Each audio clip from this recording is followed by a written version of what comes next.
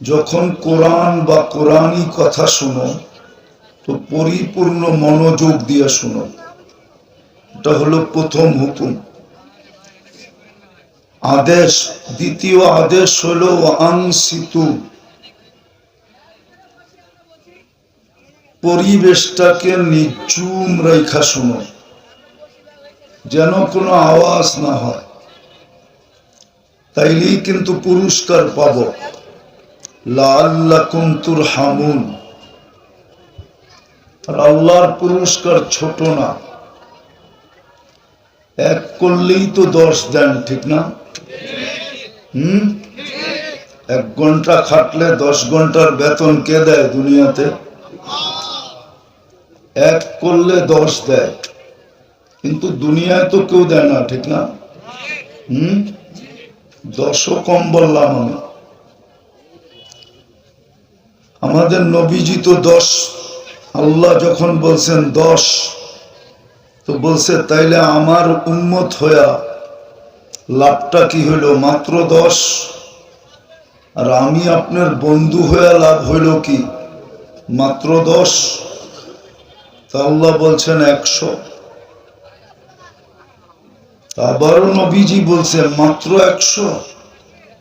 তাহলে আমার উম্মত হইয়া লাভ হইল কি? আর আমিও আপনার বন্ধু হইয়া লাভ হইল কি? তা আল্লাহ বলে 700। তো আমাদের নবীজি বলতেছে মাত্র 700। তাইলে আমার উম্মত হয়ে লাভ হইল কি? আর আমি আপনার বন্ধু হয়ে লাভ হইল কি? তা আল্লাহ প্রতি উত্তরে বলতেছেন, বন্ধুর সংখ্যা বললে আপনি মাত্রই বলবেন, বিদায় সংখ্যা উঠায়া দিলাম, হিসাব ছাড়া দিব।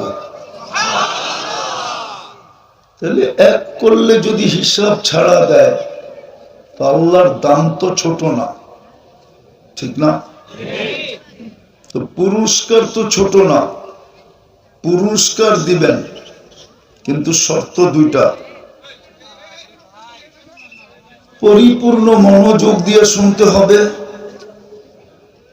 দ্বিতীয় হলো পরিবেশটাকে নিঝুম রাখতে হবে। কিন্তু এটাও সত্য কথা, যিনি আমাদের কারণে বিতাড়িত হলেন, যিনি, ভালো মতে ধ্যান দিয়ে শুনতে হবে, কিন্তু যিনি আমাদের কারণে বিতাড়িত হলেন, কেননা মানুষ না আসলে শয়তান বিতাড়িত হওয়ার সুযোগ ছিল না। মানুষের কারণেই শয়তান বিতাড়িত।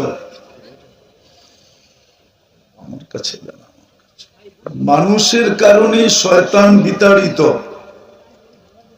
আর তার সমগ্র পরিশ্রম, জলাঞ্জলি, সমগ্র পরিশ্রম মাটিতে মিশে গেছে। 1,85,000 বৎসরের ইবাদত ছিল। 7 আকাশে তাকে 7টা বিশেষ নামে ডাকা হতো। প্রথম আকাশে ডাকা হতো আবেদ, আরবি শব্দ, তো ইংলিশ হইলে হয়তো আমরা বুঝতাম, ঠিক না? কেননা আরবি তো এই জন্য বুঝবো না। ঠিক আছে, ওলামাদের থেকে জিজ্ঞাসা করে নিয়েন।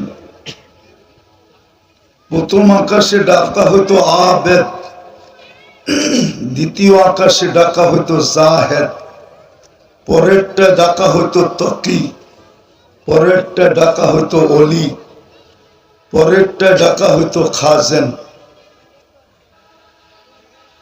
সপ্তম আকাশে ডাকা হতো আজাজিল। 7 উপাধি জলাঞ্জলি। বিদায় সে চাবে না আপনি পুরস্কার নিয়ে ওঠেন। আর এটা যুক্তিতেও বলে না, তর্কেও বলে না। যে মানুষের কারণে সবকিছু ধূলিসাৎ হলো, তাকে পুরস্কার নিতে দেয় তো দেয় কি করে, ঠিক না? এই জন্য সে বহুত রূপে চেষ্টা করবে, আপনি যেন মনোযোগ দিয়ে না শোনেন, পরিবেশটা যেন নিঝুম না থাকে, চেষ্টা করবে। কিন্তু নির্ভর আমাদের উপরে যে আমি জিতবো না তাকে জিতাবো। কোনটা? পাক্কা তো? তাহলে কিন্তু পরিবেশটাকে নির্জুম রাখতে হবে আর পরিপূর্ণ মনোযোগ দিয়ে শুনতে হবে। পাক্কা তো? কত প্রশ্ন মনে করতে পারেন, কথা বলার ভঙ্গিও মনে করতে পারেন। চিন্তা ক্ষমতা দিছে বিধায় আমাদের একটা জিনিস চিন্তা করা উচিত না, আল্লাহ মানুষকে চিন্তা ক্ষমতা দিছেন, আর মানুষের চিন্তা ক্ষমতাটা বড় জাদুময়। দুনিয়ার যত আবিষ্কার দেখেন এটা মানুষের চিন্তার বিকাশ। যত আবিষ্কার আপনি দেখতেছেন আর যত আবিষ্কার আপনি দেখবেন, যেটাকে গবেষণা বলে, গবেষণা, এটা মানুষের চিন্তার বিকাশ। বিদায় ভাবলে বোঝা যায় চিন্তা ক্ষমতাটা কতটুকু জাদুময়, কতটুকু ম্যাজিক সম্পূর্ণ। আবার আল্লাহ চিন্তার দাম দিছেন, যদি চিন্তাটা সঠিক হয়। লাতাফাক্কুরু সাআ খায়রুম মিন ইবাদাতি সিত্তিনা আও সাবঈনা সানা। যদি চিন্তাটা সঠিক হয় তো ৬০-৭০ বছর ইবাদত করা যেখানে না পৌঁছবে, সামান্য মুহূর্তের চিন্তা দ্বারা এর চেয়ে আগে যায় পৌঁছবে। এটারও একটা কারণ আছে, কেননা লোক দেখানো অনেক কিছু সম্ভব। লোক দেখানো কি? লোক দেখানো অনেক কিছু সম্ভব। আবার উদাহরণ দিলে কেউ রাগ হয়ে যায় কিনা, আমাদের সমাজের কিছু মানুষকে দেখবেন জুমার দিন মসজিদে এমন ভাবভঙ্গি নিয়ে আসে, মনে হয় যে আজকে আল্লাহকে নামায়া ফেলবে। অথবা যদি ডাকায়া শব্দ বলি তাহলে মনে হয় যে আল্লাহকে চাঙ্গে উঠায়া দিবে। চাং বুঝেন? এটা ডাকায়া শব্দ আর কি। সবারও তো ডাকাই, এই জন্য ডাকায়া শব্দ বললাম, নাহলে বলতাম না। কেন আমি বড়ই তো হয়েছি পুরান ডাকায়, জীবনটাই কাটে পুরান ডাকায়। তো কিছু মানুষ আছে এরকম ভাবনিয়া। তো অনেক জিনিসে লোক দেখানো সম্ভব, কিন্তু চিন্তায় লোক দেখানো সম্ভব না। চিন্তা, যেটাকে রিয়া বলে, রিয়া, চিন্তায় কোনোদিন লোক দেখানো সম্ভব না। ওটা তো ভিতরে ভিতরেই চলতে থাকে, ঠিক না? এই জন্য এটার দাম এত বেশি। তো যেটা বুঝাইতেছিলাম যে আমাদের প্রত্যেকের চিন্তা করা উচিত।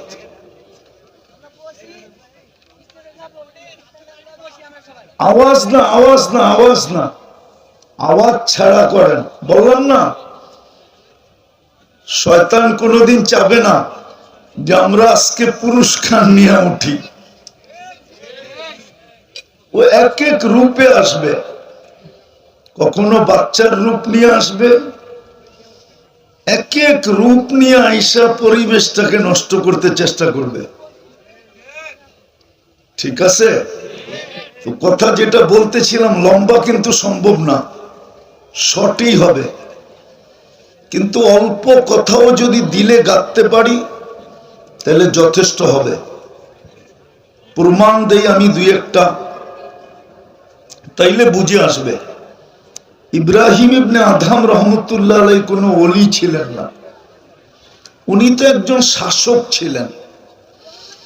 যেমন আমাদের বিক্রমপুরের রাজা ছিল, বা রাজা বীর বিক্রম, অথচ বিক্রমপুরটা পুরো বাংলাদেশ ছিল না, শুধু শ্রীনগর আর লৌহজং, এই দুইটা থানা বিশিষ্ট এটুকুই হলো বিক্রমপুর। পুরো মুন্সিগঞ্জ বিক্রমপুর না, এই দুটা থানাই বিক্রমপুর। এটারই রাজা ছিল রাজা বীর বিক্রম। তদ্রুপ ইব্রাহিম ইবনে আদহাম রহমতুল্লাহ আলাইহি এক এলাকার রাজা ছিলেন, ছোট একটা এলাকা, বলখ নামক এলাকার রাজা ছিলেন। কিন্তু উনি ওলিদের প্রথম কাতারে আসলেন কি করে? কোন লম্বা ওয়াজ দিয়া না, ছোট একটা কথা দিয়া। এখন কিন্তু উনি আল্লাহ ওয়ালাদের প্রথম সারির একজন, অথচ একজন দেশের পরিচালক, রাজা। উনি ঘুমাইতেছিলেন রাজপ্রাসাদের ভিতরে, তো কারো পায়ের আওয়াজে ওনার ঘুম ভেঙে গেছে গভীর রাত্রে। তো তাকায় দেখেন যে আওয়াজটা মাথার উপরে, অর্থাৎ ওনার ছাদে। প্রহরীকে বললেন, দেখো তো এই গভীর রাত্রে আমার ছাদে কে হাঁটে, যার পায়ের আওয়াজে আমার ঘুম ভেঙে গেল। তো যা দেখেন বাস্তবিকই একজন হাঁটতেছে। বলল রাজামশাই ডাকে, চলে আসলো নিচে। তো রাজা জিজ্ঞেস করলো, তুমি গভীর রাত্রে আমার ছাদে কি করো? বলছে উঠ হারায় গেছে, খুঁজতে খুঁজতে চলে আসলাম। তো বলল পাগল নাকি, উঠ ছাদে আসবে কি করে? তালাশ করবে মরুতে অথবা জঙ্গলে, ছাদে উঠ আসবে কি করে? তুমি কি পাগল? তো বলতেছে রাজা মশাই, আমি যদি পাগল হই তাহলে আপনিও তো পাগল। তো রাজা জিজ্ঞাসা করতেছে, আমি পাগল কি করে? কেননা আগের জমানার লোক প্রতাপশালী ছিল কিন্তু অহংকারী ছিল না। রাগ হয় না, আজকে কিছু পাইতে না পাইতে, অল্প কিছুই যদি মানুষ পাওয়া যায় দুনিয়াতে, বর্তমানে অহংকারী হয়ে যায়। যুবককে দেখেন, যৌবন পাইতে দেরি, ওর স্টাইল চেঞ্জ হইতে দেরি হয় না। এটা কিন্তু অহংকারের লক্ষণ। অহংকারের কি? ও দেখবেন চুলের স্টাইল চেঞ্জ হয়ে গেছে, টি শার্টের স্টাইল চেঞ্জ হয়ে গেছে, প্যান্টের স্টাইল চেঞ্জ হয়ে গেছে, চলাফেরার স্টাইল চেঞ্জ হয়ে গেছে। তো আগের লোক প্রতাপশালী ছিল কিন্তু অহংকারী ছিল না। তো রাজা বলতেছে, আমি পাগল কি করে? আমি যদি ছাদে উঠ খুঁজা না পাই তাহলে আপনি রাজপ্রাসাদে বসে আল্লাহ পাবেন কি করে? এতটুক কথায় জীবন চেঞ্জ। কসম খোদা, ওই দিনই ছেড়ে দিয়েছেন রাজত্ব। তারপরে বহু দিন সিংহাসন ওনার অপেক্ষায় ছিল। তো উনি বলছে, আমি ছোটটা ছাড়ছি, বড়টা পেয়ে গেছি, এখন আর এটার ইচ্ছা আমার নাই। তো জীবন চেঞ্জ হইতে লম্বা ওয়াজ লাগে না, অল্প কয়েকটা কথাই যথেষ্ট হয়, যেটা আমি আপনাদেরকে বুঝাইতে চাইতেছি। দুনিয়ায় কতটুকু অর্জন করলাম বা দুনিয়ায় আমার কতটুকু অর্জিত হলো, এটা আসলে একটা মানুষের বাবার বিষয় না। দুনিয়ায় কতটুকু অর্জিত হলো, রাগ হয়ে যাবে কিনা জানি না, বলমু না, ওনারা রাগ হয়ে যাবে। ওনাদের দাদারা যখন ছিল, তো এই এলাকার জমিনের দাম কত ছিল? আজকে দাদা চলে গেছে, বাবা চলে গেছে, আজকে এক এক শতাংশের জমিনের দাম কত? দাদা যখন ছিল তো 1%, বর্তমান 1%-এর টাকা দিয়ে পুরোটা এলাকা কিনা যেত, তারপরও মনে হয় টাকা থেকে যেত, ঠিক না? আমি বুঝাইতে চাইতেছি, দুনিয়ায় আমি কি অর্জন করলাম, এটা আসলে একটা মুসলমান, একটা মানুষের বাবার বিষয় না। একটা মানুষের বাবার, মুসলমানের ভাবার বিষয়, যাকে আল্লাহ মুসলমানের ঘরে জন্ম দিলেন, সৎ ইচ্ছায় যাকে মানুষ হিসেবে নির্বাচিত করলেন, শ্রেষ্ঠত্বের মুকুট যার মাথায় দিলেন, সৃষ্টি সেরা বানাইলেন, যাকে কুদরতি হাত দিয়ে তৈরি করলেন, হুকুম দিয়া না, যাকে 10 মাস সময় নিয়ে তৈরি করলেন, 6 দিনে না। সব সৃষ্টি কিন্তু 6 দিনে কমপ্লিট। সমগ্র সৃষ্টিকে আল্লাহ 2 অক্ষর দিয়ে তৈরি করছেন, কাফ আর নুন, যে দুটা মিলাইলে হয় কুন। 2টা অক্ষর দিয়ে তৈরি করছেন। আপনাকে আমাকে কুদরতি হাত দিয়ে তৈরি করছেন, 6 মাস সময় নিয়ে তৈরি করছেন। আমি তো বলি, বুঝবেন কিনা জানি না, তৈরি করার পরে মনে হয়, অনেক সময় হয় কারিগরের হাতে এমন জিনিস তৈরি হয়ে যায় যে কারিগর নিজেই বারবার উল্টায় উল্টায় দেখতে থাকে যে এত সুন্দর বানাইলাম কি করে।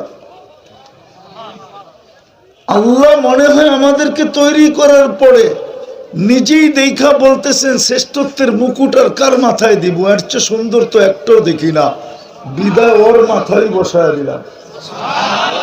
ও মানুষ, তোর মাথায় শ্রেষ্ঠত্বের মুকুট বসায় দিলাম, কেননা তোর চেয়ে সুন্দর তো একটাও দেখি না, কোন সৃষ্টি তো তোর চেয়ে সুন্দর না।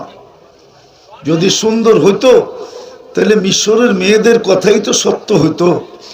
ইউসুফ আলাইহিস সালামের রূপ দেখা বলছিল, মা হাসা লিল্লাহি হাদা বাশার ইন হাদা ইল্লা মালাকুন কারীম। এটা মানুষ হয় কি কইরা, মানুষ এত সুন্দর হয় কি কইরা, এটা তো ফেরেশতা। আল্লাহ বলে ফেরেশতা এত সুন্দর হয় না, কেননা ওইটা হুকুমের তৈরি। মানুষই সুন্দর হয়, এটা আমার কুদরতি হাতের তৈরি। ফেরেশতা এত সুন্দর হয় না, কেননা এটা 6 দিনে কমপ্লিট। মানুষই এত সুন্দর হয়, কেননা এটা 10 মাসে কমপ্লিট। শুধু সৌন্দর্য তো না, মানুষের মতো গঠনও তো আল্লাহ কাউকে দেন নাই। কসম খোদা, আপনার চেহারাটা আয়নায় আপনার পছন্দ হোক আর না হোক, কসম খায়া বলা যাবে কোরআন নিয়া, মানুষের চেয়ে সুন্দর গঠন আল্লাহ কাউকে দেন নাই। যেই মানুষটাকে আল্লাহ কুদরতি হাতে নিজের পছন্দের মাধ্যমে মানুষ বানাইলেন, মুসলমানের ঘরে অস্তিত্ব দিলেন, উম্মতে মুহাম্মদী বানাইলেন, 3বার যাকে নির্বাচিত করলেন, 3বার যাকে পছন্দ করলেন, 3বার যাকে চয়েস করলেন, ওই মানুষটার ভাবা উচিত আমি দুনিয়াতে অর্জন কতটুকু করলাম আর আমি আল্লাহকে রাজি কতটুকু করলাম। কারণ কেননা কালকে তো আমি ওনার কাছেই যাব, কালকে তো আমি কার কাছে যাব, কার কাছে? কালকে তো আল্লাহর কাছেই যাব, ঠিক না? কোরআন তো এটাই বলে, ইলাইনা তুরজাউন। তুমি যতই ভাব দেখাও না কেন, একদিন না একদিন তুমি আমার কাছে আসবেই আসবে, আজ হোক আর কাল হোক। এটাও সত্য, লিকুল্লি শাইইন আজাল, আমার পিঠে সীমা রেখা দেওয়া আছে, আমার পিঠে সীমা দেওয়া আছে, কোন দিন আমি রেখায় পা দিব আর আল্লাহর কাছে চলে যাব। বিদায় আমার চিন্তা করা উচিত, নারী হোক পুরুষ হোক, যুবক হোক আর বৃদ্ধ হোক, বাকি 2 শ্রেণীকে আমি বাদ দিলাম। কেননা বাচ্চা কলম তার বিরুদ্ধে যায় না উঠানো, কিচ্ছু তার বিরুদ্ধে লেখা হয় না, পাগল তার বিরুদ্ধে কলম যায় না। বাচ্চার পাগল ব্যতীত প্রত্যেকের চিন্তা করা উচিত যে আমি দুনিয়াতে কতটুকু অর্জন করলাম। এটা বিষয় না, এটা বিষয় না, সত্য এটাই, সত্য এটাই। সভাপতি সাহেবের সাথে মহব্বত আছে দেখে ওনারই দিয়ে উদাহরণ দেই। দাদা পরদাদা এখানে যেইভাবে জীবন কাটায় গেছে, এর চেয়ে কোটি গুণ বেশি উন্নত ভাবে উনি জীবন কাটাইতেছে, ঠিক না? হ্যাঁ, ওই সময় রাস্তা ছিল না, ঘাট ছিল না, বিদ্যুৎ ছিল না, সিদ্যুৎ ছিল না। বেশি দিনের কথা হতো না, ঘন্টায় ঘন্টায় একটা গাড়ি এখান দিয়ে আসতো, যেটাকে মুড়ির টিন বলা হতো। মুড়ির টিন, গাড়িও নাম ছিল না, নামই ছিল মুড়ির কি, গাড়ি শব্দটাই ওর উপরে লাগে না। ওটাকে স্টার্ট দিতে হইলো এরকম, আমরাও দেখছি এরকম ঘুরে ঘুরে স্টার্ট দিতে হতো। ওটার ভিতরে কোনো আধুনিক হরেনও ছিল না, অ্যানালগ হরেন ছিল, চাপ দিলে প প শব্দ হইতো। জিজ্ঞেস করে দুনিয়ায় কে কতটুকু অর্জন করলো, কসম খোদা আমার এটা বিষয় না। প্রত্যেকের চিন্তা করা উচিত আমি দুনিয়ায় কি অর্জন করলাম। এটা লক্ষ্য বস্তু না, এটা ভাবার বিষয় না, চিন্তার বিষয় না। বরং একটা কথা বলবো, সেটা হলো আর দুনিয়া বিত্তাকাদ্দুর, দুনিয়া কপালে যা লেখা আছে এটা মিলবেই মিলবে। ওলামা একমত হবে, যেটাকে তকদির বলে, প্ল্যানিং বলে। আল্লাহ আপনার আমাকে প্ল্যানিং করে পাঠাইছেন, এইখানে যা লেখা আছে তা মিলবেই মিলবে, মিলবেই। দুনিয়া বিত্তাকাদ্দুর, দুনিয়া লেখা, আর দুনিয়া মাকসুম, দুনিয়া বন্টিত, যাকে যেটুক দেওয়ার দিয়েই পাঠাইছেন।